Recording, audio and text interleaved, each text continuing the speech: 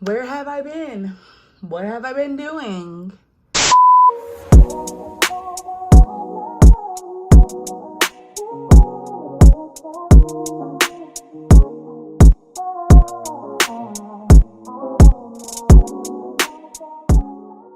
What's up, y'all? I am here.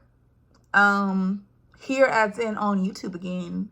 Here as in, I really don't have much to say, but I wanted to just update y'all on like what's going on and what I plan on doing in the near future. So in this video, y'all, I'm going to tell y'all what I've been up to, where I've been, and what my life is kind of like now. Like, long story short though, because it's a lot. It's a lot. So the last time I was on YouTube, I think it was like my junior year. I'm not really sure. I think it's my junior year of undergrad when I was at Winston-Salem State University. So let's just talk about 2018. 2018 is really when all this starts, like my life changed. Okay. 2018, the beginning of the year, I'm applying for grad school. I know that I want to be in higher education. Higher education is basically working at a college or university. I felt called through my leadership experience to continue my career in higher education. So I'm applying to programs. I applied to Western, get in. Beginning of 2018, boom. Opportunity to join, aka I applied, got accepted, got initiated, and I'm AKA now. I'm AKA.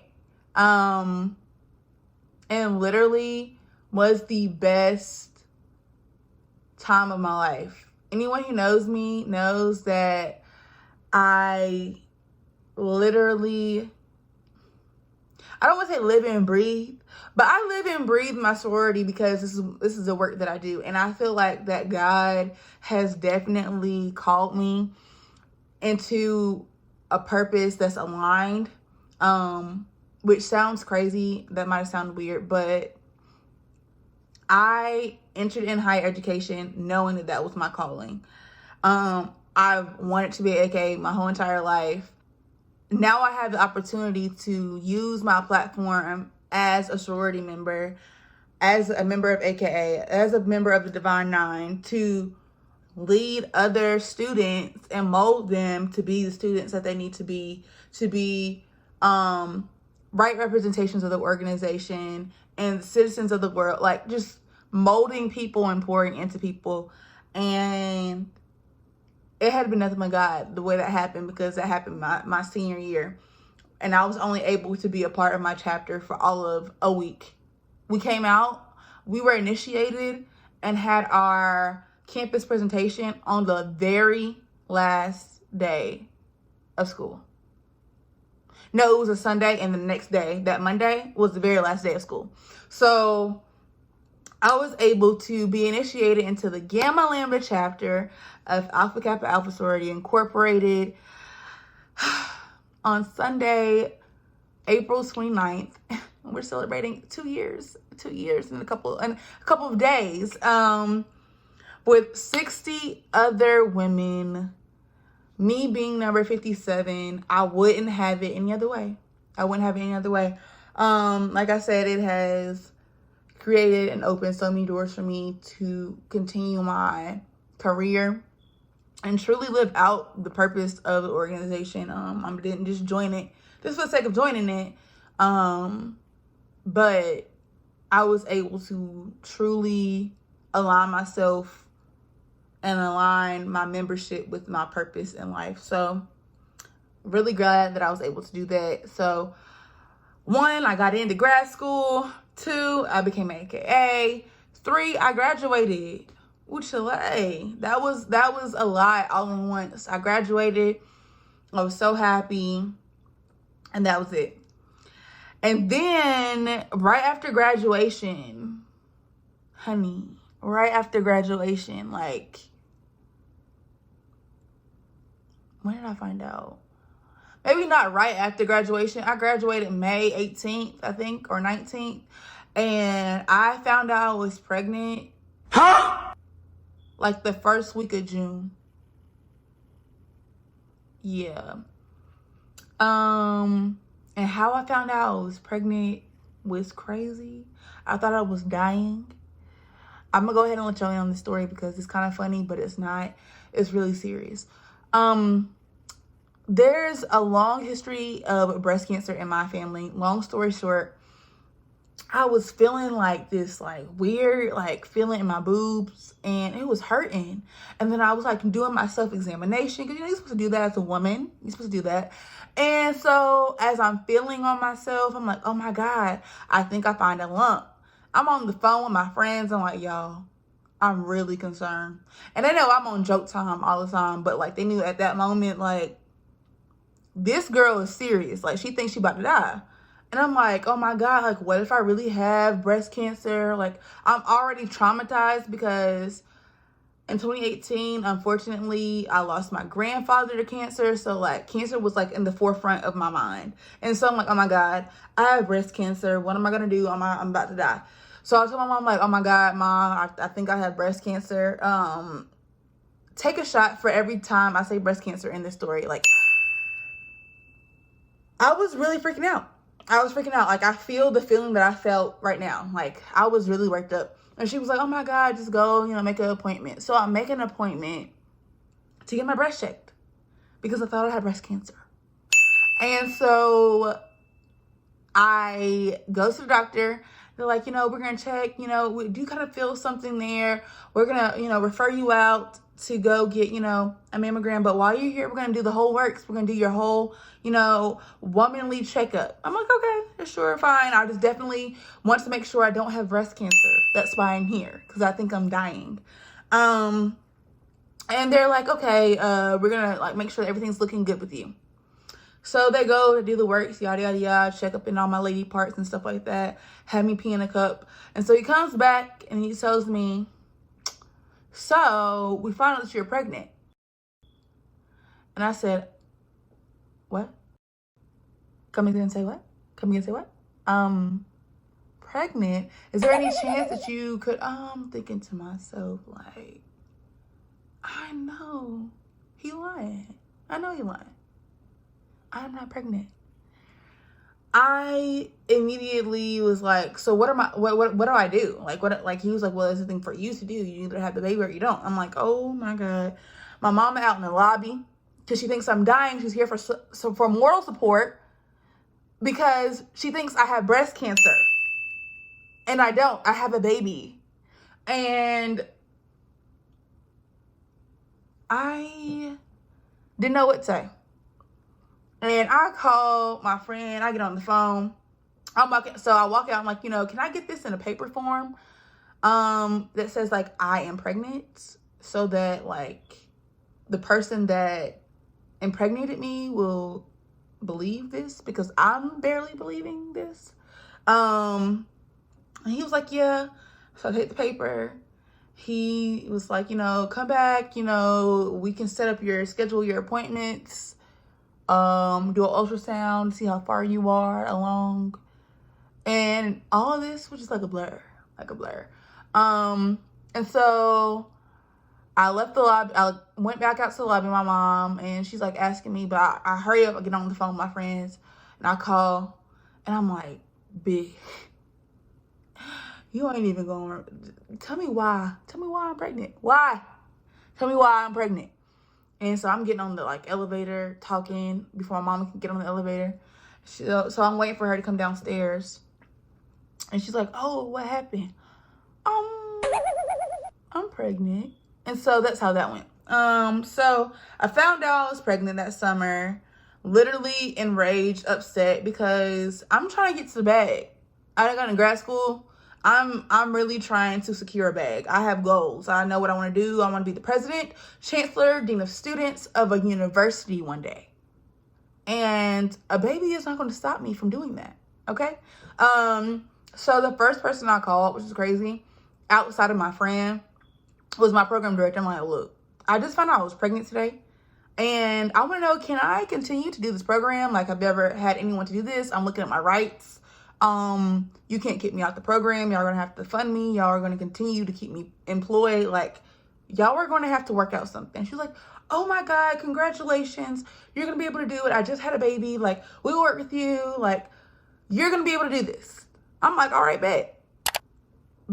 We're doing it. I'm doing it. I'm going to have the baby and I'm going to get my master's because this crazy white woman told me I could.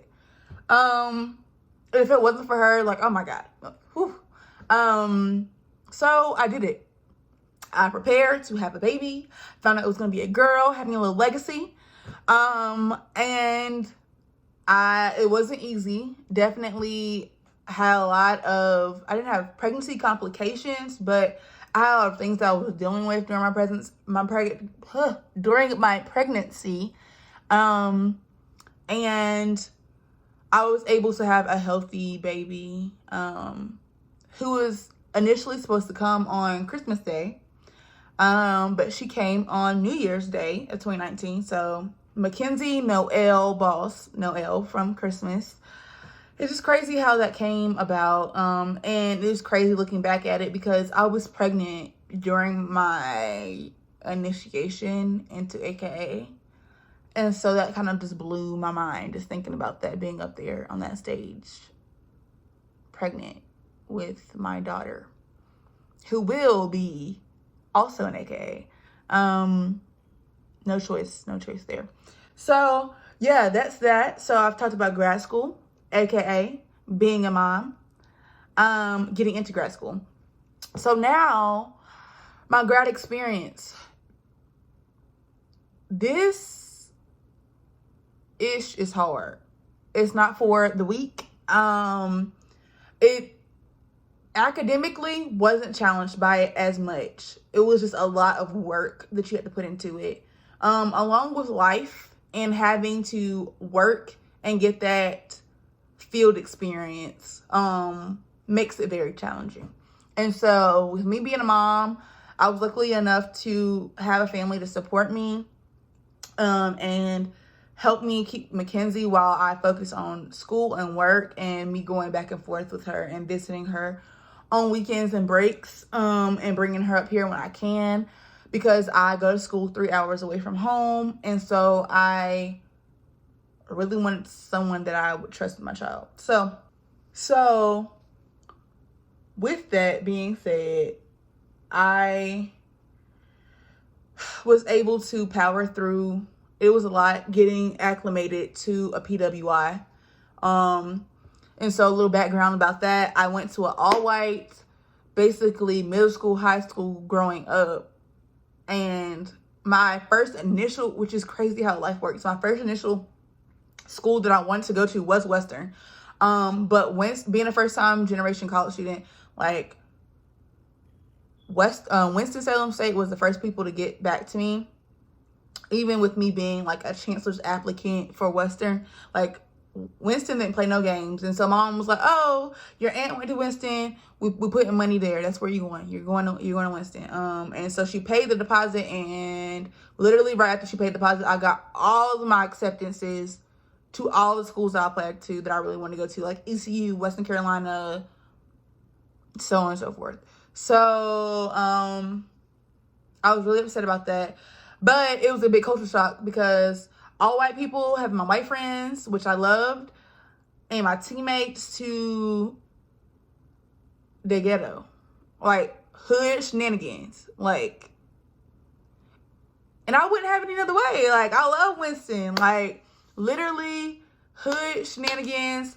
I had the best cultural experience. I found myself. I was able to just come into my own at Winston, and it's my home. I'll rep it till I die. I will be a Ram forever and ever and ever. Amen. And so coming to Western Carolina for grad school with all these white people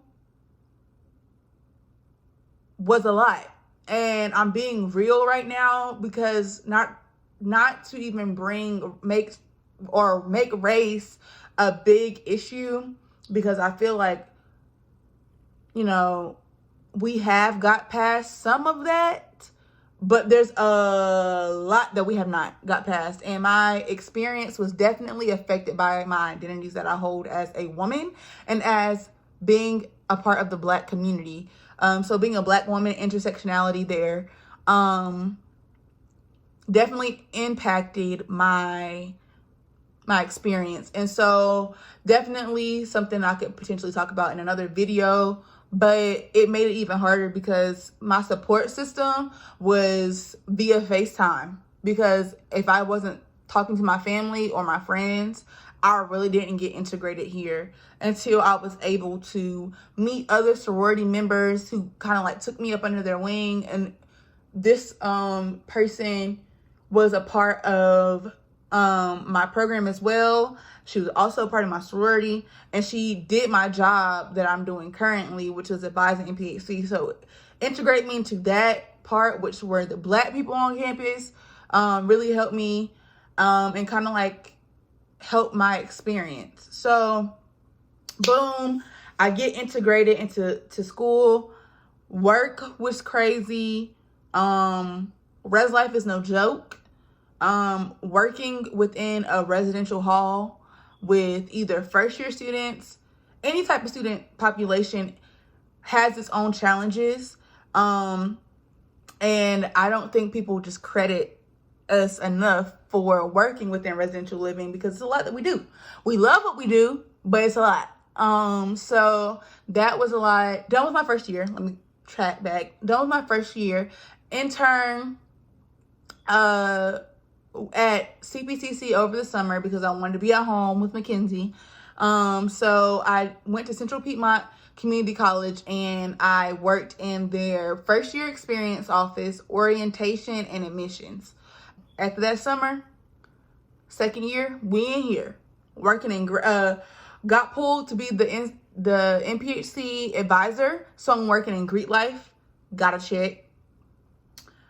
Working in res life, got a check. So I had 2 jobs essentially my second year that I absolutely loved. And in my initial job in residential living, I'm over the Greek community. So I'm thriving right now. Like, I am being fed. Like, I feel like I'm right where I'm supposed to be. Had so many professional experiences. I was able to present professionally twice in my fall semester. I did really well, was able to go and network and on a national level with Greek affiliates all over the country in California. I have been extremely blessed to have had my experiences. Came back, hit the ground running, inspired by my conferences and experiences in January. Had some great experiences and built leadership opportunities for NPHC. We had a little Nucky brunch. It was great. Built and brought back unity. And then coronavirus. We're here. So there's a life update of where I am. I'm currently job searching. I'm currently in the midst of trying to figure out what I'm going to be doing. Originally, typically there's a huge conference you go to that has higher ed jobs around the country that you go and you mass interview for. They have to be virtual. It was going to be in Texas this year. I had planned to go, traveled, everything. And now it's like, I did it virtually, but now it's just a waiting game. Some schools are on pause. Some schools are doing what they're going with their original timeline for hiring. And so now I'm just waiting to secure a bag. I definitely feel confident that at the right time, God will provide the right opportunity for me to go and transition into my first professional role. So what's up next for me is working. As crazy as it sounds, getting back into school. Like I said, I have aspirations. I have goals. I want to be chancellor, president, vice chancellor, vice president, dean of students of said university. So I have to get my doctorate degree, and we're not stopping this grind until we get there. And my goal is doctor by 30, but God's will. We'll see where it is. Right now, I'm 24, be 25 in almost like 15 days. No. Yeah. May 10th, I will be 25. Yeah. So 5 more years. I'm giving myself 5 more years, 5 years of working in the field, 5 years of experience, 5 years of busting my tail. And we still securing bags over here. We're still securing bags. We are going to have it all. I want to start a nonprofit. I want to do a lot of things with my degree to help students of color, Black people understand the use and purpose of higher education and where it can get you, and helping them get into an opportunity and position where they can win. Because we know in society we're already in deficit, behind the line. So I want to be able to give back in that sense and share my knowledge and my experience with my people. So, like I said, a lot of aspirations, a lot of goals. That's my life update. Like, I know y'all was like, sis, like, what? Baby? Grad school? AKA? Like, what? Like, it's a lot. So I will continue to make videos, bring y'all on my weight loss health journey. I will continue to vlog. I will show college content. I will maybe do some hair reviews-ish. I will talk about anything that y'all want to talk about. So thank y'all for watching. I know that this was a really random video, but it feels good to be back. Let me know in the comments what exactly y'all would want to see. And if you guys are excited for me to be back on this platform, I can't wait to continue to create content. And yeah, see y'all later. Bye. So, yeah.